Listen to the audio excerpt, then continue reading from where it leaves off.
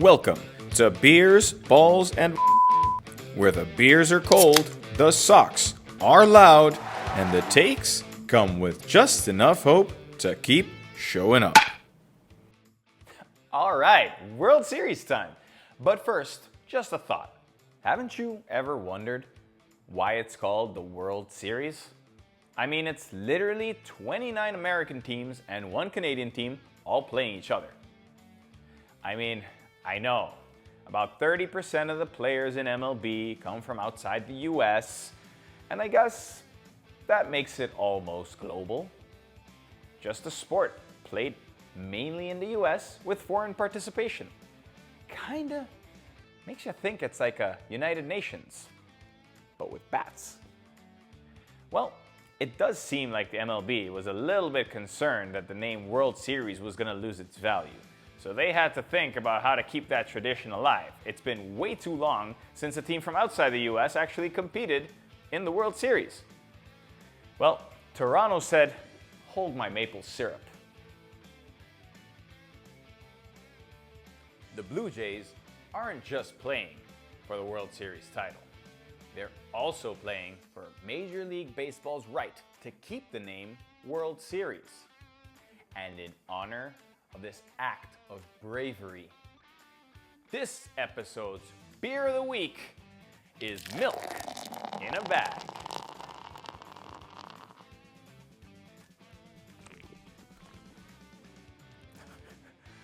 I mean, I think I preferred last week's beer better. What can I say? It's milky? If I had to describe this in baseball terms, I think I'd call this an intentional walk. It helps, but nobody gets excited about it. Predictions, overreactions, and just enough confidence to sound wrong later. This is the PreA Game Show. All right, jokes aside, we have ourselves a series. We're all tied up, knotted at 1. We're basically going into a best-of-5 series with LA holding the advantage now. So let's take a look at what happened in Toronto in games 1 and 2, and from there, we're going to take a look at what happens in the next 3 to 5 games.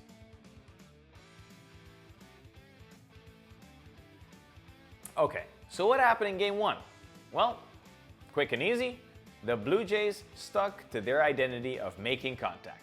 Against one of the best pitchers in the game, they only struck out 4 times. They were fouling off pitches, they were getting on base, they were extending at bats, doing everything right. Because when you make contact, you let chaos work, and good things happen, like they did for them. And that's on the batter's side.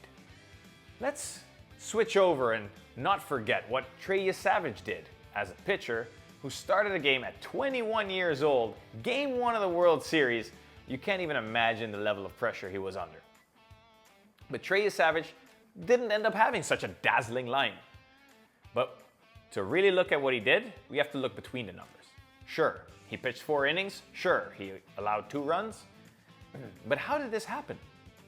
In innings 2 and 3, he let 7 batters reach base. But only 2 were able to score. That is the kind of damage control that keeps you in a game long enough for the bats to come alive. And that's exactly what happened. Fast forward, enter Barger. Grand slam, cracked wide open, retractable roof flying off the place. Meanwhile, Blake Snell looked like he had not slept in days. Right from the get-go, the Blue Jays had him working.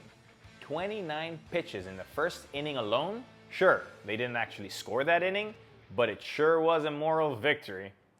He even allowed his first homer to a lefty since June 2024, and that time it was Juan Soto.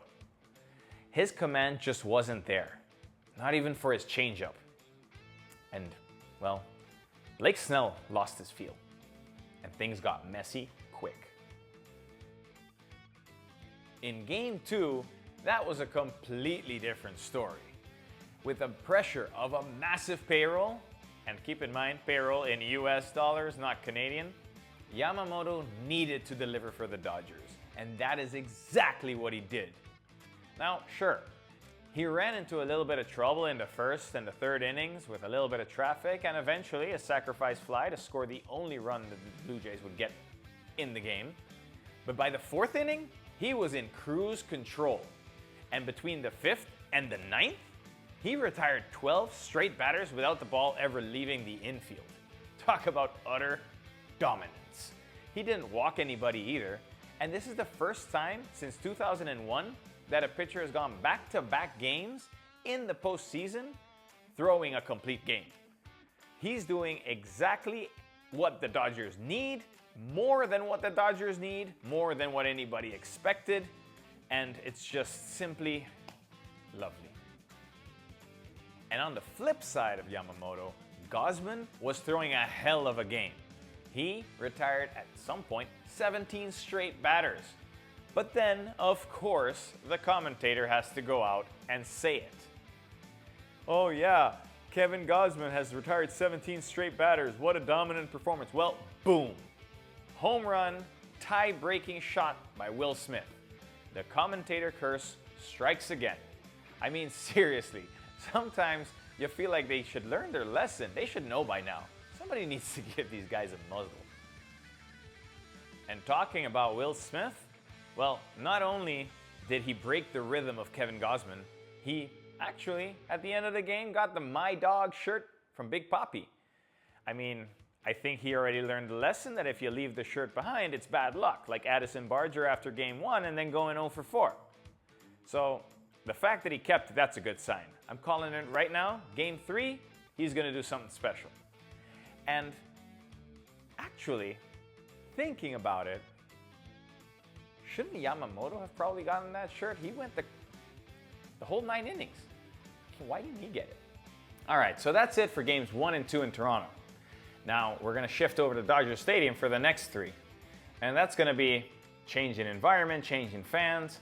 How does this really play together? We know that Rogers Center, with the retractable roof, keeps that crowd noise in. And in Game 1, as we already said, Blake Snell was not on top of his game. We can certainly attribute some of that to the loud crowd, because they were there celebrating, cheering, yelling for the first time in 32 years having a World Series game at home. But in Game 2, I guess maybe they didn't have that much to cheer for, as Yamamoto was mowing them down. And the times that they were cheering, maybe Yamamoto understood that he was dominating so well that they started to cheer for him. Who knows? Guess we'll never know. But what we do know is now we're going to LA, and in LA there's no roof to keep the noise in. And also, the fans get there around like the 3rd or 4th inning, so there's going to be some time for those Blue Jays starters to get settled in before they get too loud in LA. Game 3, we've got Max Scherzer against Tyler Glasnow. Two totally different stories. On the one hand, we've got a 41-year-old pitcher, future Hall of Famer, potentially pitching his last game ever? I don't know yet. We don't know yet. We'll see. And then on the other hand, we've got a pitcher trying to live up to the expectations of being an ace that were always placed upon him in spite of all the injuries. And how do they match up in 2025? Well, Tyler Glasnow has the upper hand over Max Scherzer. He's definitely had the better season. But let's look a little bit further than that. If we look into historical stats, Max Scherzer has been very good every time he faces the Los Angeles Dodgers. He's actually got a 1.8 ERA over the last 12 years. But then on the flip side, Tyler Glasnow, having been a rival of the Blue Jays in his time with the Rays, actually has an ERA of over 5.5. So that might tell us a little bit more than just their regular season stats. Time for the predictions. I don't think that Max Scherzer is going to let anybody take him off the mound. If they want to, they're going to have to drag him off by force. He's probably thinking, well, my arm might explode, but at least I'll go viral for it.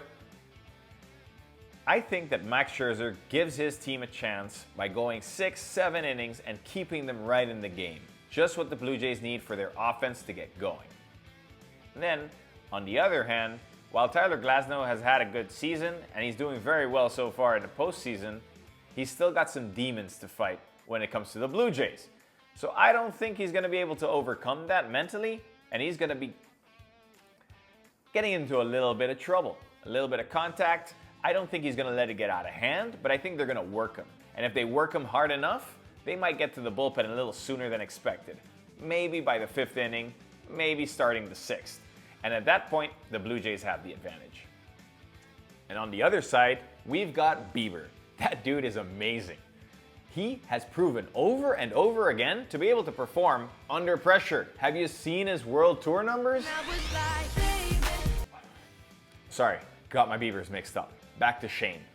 This is a fantastic pitcher. He won the Cy Young Award, even though it was in a COVID year. So we'll put a little asterisk next to it. But what else do we know? We know that he's coming off injury. He hasn't pitched a lot of games this season, and he's shaking off some rust. It's pretty normal. It comes to show in his stats too. He's giving up more homers this year than he has in the past. Now, what is this all leading me to say? It seems like Game 4 is a massive trap for the Blue Jays because Ohtani misses bats. Bieber is not completely shiny yet. He's still a little rusty. And this could possibly turn into a game the Blue Jays have no chance to win. Well, like I said at the start, Game 5, we don't even know who the starters are, so we're not going to go too deep into that. Anything can happen. The next couple of games, the bullpens can be overused. They can go to extra innings. The starter might have to come in for long relief. It's all question marks at this point. But what we do know about this series is that if it depends on the bats, it's a Blue Jays series. And if it depends on pitching, the Dodgers can dominate. Appreciate you for sticking around for all 9 innings. Keep the Sox loud, the hope alive, and we'll catch you next week. Same time, same